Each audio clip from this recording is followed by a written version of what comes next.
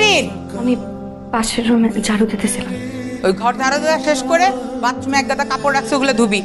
আমি ওকে নিয়ে একটু বাইরে যাচ্ছি, ফিরতে দেরি হবে। আমার বাড়ির আদরের ভাগ্নি থেকে কখন যে রানী হয়ে গেলাম টের পাইনি। আমি আমাকে অনেক আদর করতো, কখনো পর ভাবিনি।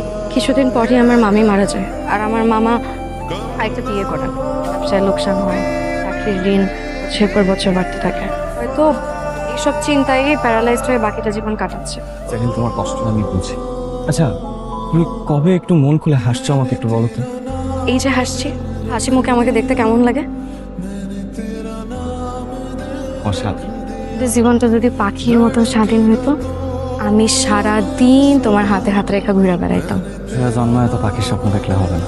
কে কি প্রেম করে? করে হয়তো, আমি তার পাখি বিশেষজ্ঞ না।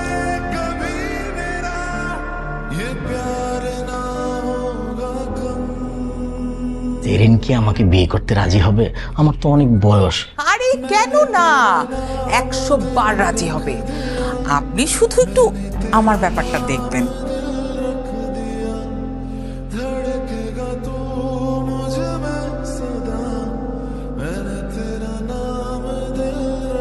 মামা হচ্ছে শিহাব, খুব ভালো ছেলে। আমি ওকে ভালোবাসি। আমরা সারা জীবন একজন আরেকজনের পাশে থাকতে চাই।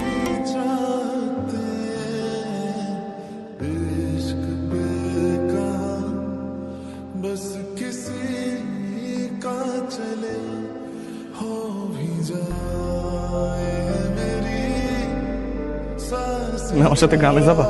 মানে আমরা গ্রামে গিয়ে একটা সংসার পাতবো। দেখো শিহাব, আমার মা নাই, বাবা নেই।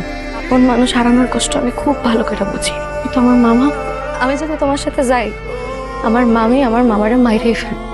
কালকে দুপুর 1টায় তোমার জন্য আমি আব্দুল্লাহপুরে অপেক্ষা করবো।